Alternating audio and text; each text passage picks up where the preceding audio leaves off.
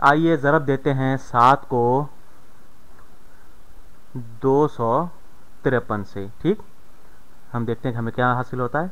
जैसा कि हमने पिछली मिसाल में किया था, हम जो बड़ा अदद है उसे पहले ऊपर लिखेंगे और फिर जो 7 है छोटा अदद है उसे इकाई की जगह पर हम नीचे लिखेंगे।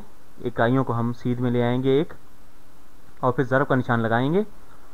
तो ये 253 ज़रब 7 है, और हम जानते हैं कि ये बिल्कुल इसी तरह है कि 7 ज़रब 253।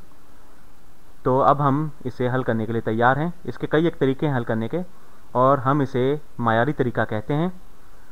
हम पहले 7 को इन तीनों हिस्सों से बारी बारी ज़रब देंगे। पहले हम 7 को 3 से ज़रब देंगे, 3 जो इकाई की जगह पर है। 7 ये 21 होता है, हम जानते हैं, लेकिन मैं यहाँ पर इसे लिखता हूँ 7 21, ताकि ये वाज़ेह हो जाए कि 21 कहाँ से आया है। तो यहाँ पर मैं एक जो है इकाई की जगह पर लिखूँगा 21 का, और 2 जो है इसे ऊपर ले जाऊँगा दहाई की जगह पर, यानी 5 के ऊपर लिखूँगा। उसके बाद 7 को 5 से ज़रब देंगे। 7 पंजे 35 होता है। 7 का पहाड़ा अगर आपको याद है तो आपको मालूम होगा कि 7 ज़रब 5 35 होता है। तो अभी हमने जो है ये 2 जो है इसका भी कुछ करना है, इसलिए 35 हम नीचे नहीं लिख सकते। 5 सते 35 है, 35 में हम 2 जमा करेंगे 37 हो जाएगा।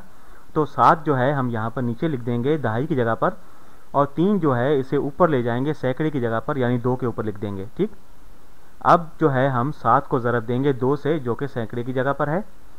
तो 7 दूनी 14 होता है। ठीक, अब जो है हम यहाँ पर 14 नहीं लिख सकते, क्योंकि अभी हमने इस तीर को इसमें जमा करना है। तो 7 दूनी 14 जमा 3 ये 17 हो जाता है। तो हम अब यहाँ पर 17 लिख देते हैं, क्योंकि 2 जो है आखिरी हिस्सा है, इसके बाद कोई हिस्सा नहीं है बाएं जानिब। तो अब हमें हमारा जवाब मिल गया है। 7 ज़रब 253 बराबर होता है 1771 के।